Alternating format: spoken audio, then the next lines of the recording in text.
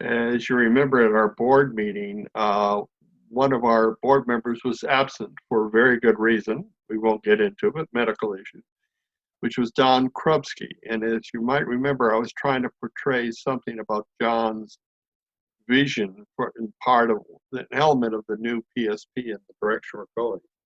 Well, we can now get it directly from the horse's mouth, if I might say. So my colleague, my fellow horse, is John Krupski. And John has prepared several PowerPoint slides describing what it's about. And I'll turn it over to John. Okay, thank you very much, Bill. So I'd like to share this guy with you folks. Please understand this is essentially a stream of consciousness thing. It is not necessarily finished even. It's a draft form. But I guess it'll give us an idea of perhaps how this whole thing may go forward.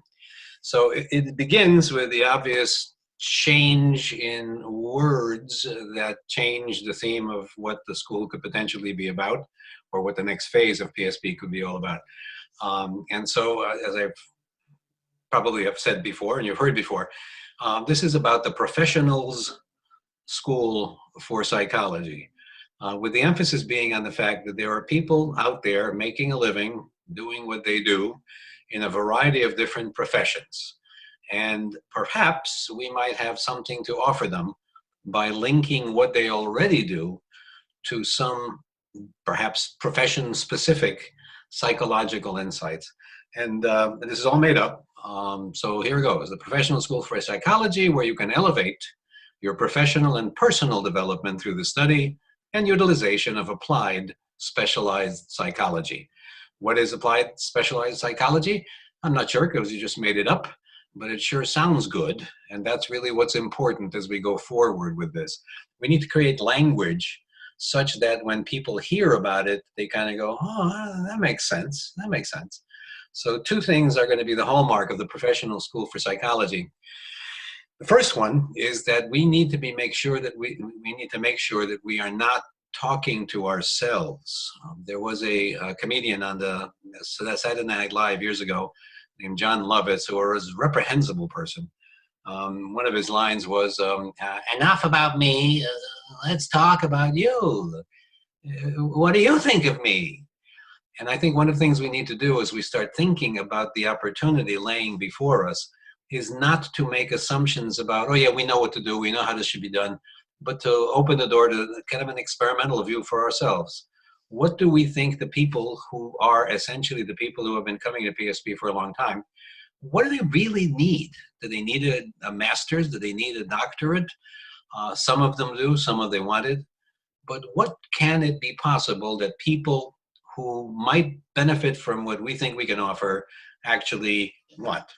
All right, so this is a rough, again, draft. I'm gonna repeat this 100 times. So what would be the philosophy, the intention, the purpose? I hate vision and values, because every time I work with a client, they tell me vision and values. I say, what is your vision? It's we're not sure. Let's go look at it. So I'm just putting in purpose and philosophy. So the first point is that every professional who deals with human interactions can potentially benefit from a deeper appreciation, understanding, and utilization of applied specialized psychology. So there's that phrase again, okay? Applied specialized psychology, meaning this is not theoretical, this is not academic, this is all about taking everything that we know about psychology as a collective and applying it to the fine point of somebody's concern professionally, and that's the whole point. Number two, an accomplished professional person with limited time available needs learning resources that respect those limitations and, most importantly, maximize the applicability of learning. So I think one of the most important things, and I'm going to keep pounding on this because it's so important, is this is about applied, applicable, functionally useful, immediately valuable psychology, not textbooks so much as what the heck do you do with this stuff in your job as street sweeper. Okay? Number three, lifelong learners need and appreciate an a la carte approach to education. Now, I think this is a little bit maybe unexpected, but the whole point is that lifelong learners don't necessarily need a degree. They don't necessarily afford a degree. And our model would be changing in the following way. Instead of looking at a 3-year program, a 4-year program leading to a degree, what we really want to do is provide people with what they need, which means that in effect, instead of focusing on a smaller number of people who are going to be going for a doctorate or a master's, which apparently at the moment we really can't do anymore or won't be able to do anymore, the bottom line is that there are a lot of people out there, it's a numbers game, who do have opportunities and desires to go and get something that helps them in their job. In many cases, these will be people who will perhaps be paid for by their company. Good companies have professional development, so this will be kind of a professional development. But basically, that has to be delivered in an a la carte approach, not a here's what you have to do and these are the many hours you have to put in, but rather the other way around. We need to match their needs. We need to match their resources and their requirements of the moment. And I mean that literally on the one hand, but I don't mean like instantly. But at a particular point in their lives, they may want something and need something where they will not need beyond that, okay? And the original model of a predetermined price fixed model is not going to be what we can apply here. So it is becoming a numbers game for us. More people paying us less per person, but in the aggregate creating more opportunities for revenues. And how is that going to happen? Well, what we're going to do is we're going to offer some things that, and again, this is just a trial. What does PSP, the Professionals School for Psychology, offer? First and foremost, we offer occupational and personal development programs. Secondly, we could offer certification in specialties. And again, making this up, it could be a certification in applied psychology when it comes to nursing, or so forth and so on. So a certification, not just, again, you have gotten this, you have been taught some psychology, but some psychology specifically valuable to your job. What else do we offer? Well, we will be offering live virtual classroom, as we have. Those are powerful things. We will also need to develop a model, excuse me, of online courses. I differentiate between the two because a live virtual classroom is fundamentally different than online education. Online education can be self-inflicted, something you do by yourself, sit in front of your computer, boom, boom, boom, next. Okay, but we will have to start developing that and figuring out programs for that. And of course, the best part of all of this is in-person learning. In-person learning is another way of saying the annual meetings. But in this case, it may not be annual meetings. It might be quarterly meetings for different people at different times under different circumstances, where part of the certification, part of what we do, basically says, here's what you need to do. On August 24th, 2021, we will all be getting together in Omaha, Nebraska for an accelerated program inside the bigger program. And then finally, I think what we should do is we keep talking about, we throw these phrases around lifelong learning, lifelong learners. But what we really should be thinking about is how can we continue to be a resource for someone who has done one thing so that they feel comfortable doing another thing. The second thing they do should be, could be, might be free initially for some level. It should also be then in some graduated scale of more and more.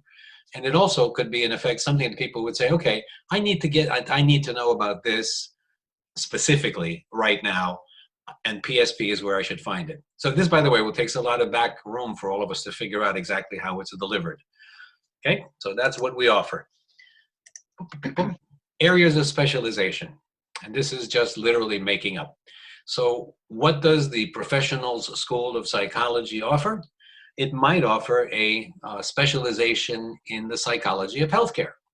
There, by the way, could be subcategories of this.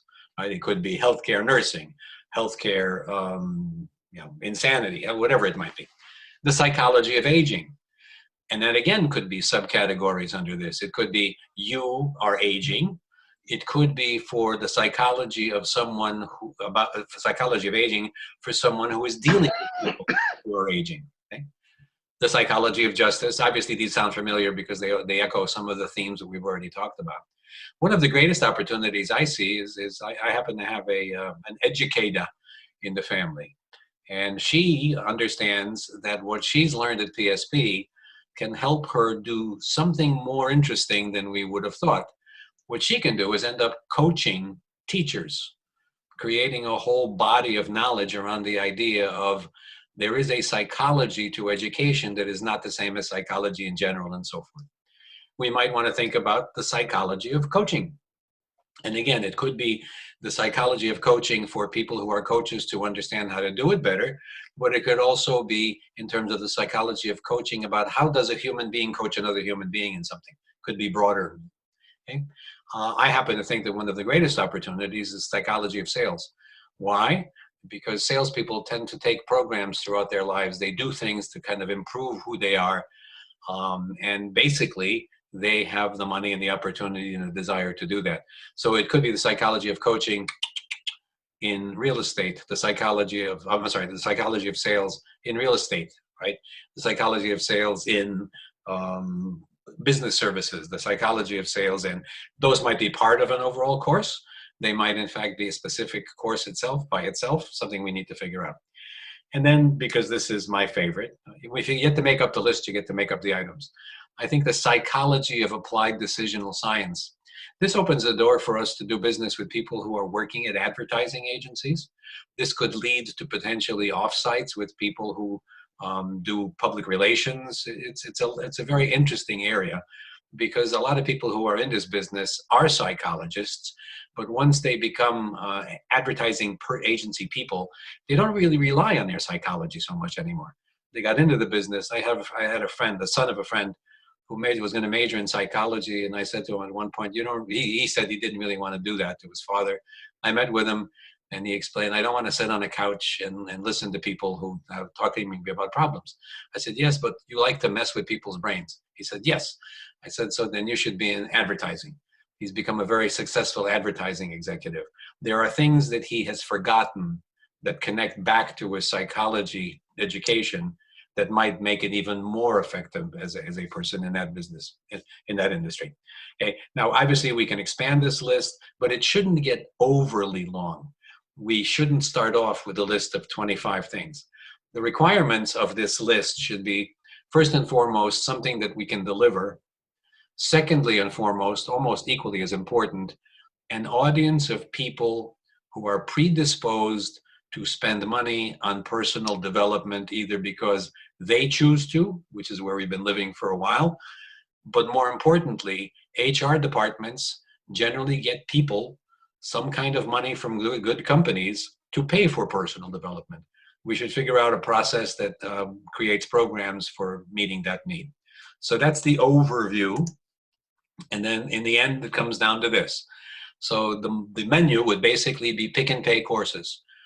This is a model that basically gets the word out to a very wide group of people. And we say we do these things and people say, oh, I should want to do that. Just take a course. Now, it could be a $500 course, a $1,500 course. It might be that something we do online only when we have 20 people who want to give us $500 each to do something online. Okay, so it's but it's pick and pay.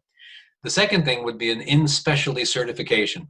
So I am going to get a certification as a PSP certified nurse in healthcare psychology, or the psychology of healthcare. And we might want to offer that at more than one level because, again, people have, number one, people have less and more money than other people. But it's also that some people may want to take a fundamental course just to see whether we're for real, but would be willing to move on to a higher level of proficiency. And then finally, some mastery level, more than, most other people. And then one last thought was, okay, so pick and pay courses, certification. We might also create a cross-disciplinary proficiency. So for example, that might be somehow, because if we're giving courses in healthcare and courses in justice, let's say, maybe there's a cross-disciplinary approach that we could take, where people who are in healthcare might want to know about the psychology of law, jurisprudence, as it relates to healthcare. So creating a new level of understanding by multi or cross-disciplinary proficiency models. Okay, so that basically leads us to the dark screen, because I think what we've done here is laid out the fundamental of what it might look like, and that's all it is, neither more nor less than this is what it might look like. So for your edification, drafting, comments, etc., we look forward to hearing from you and moving on forward. And thank you for your support. That's wonderful, glorious.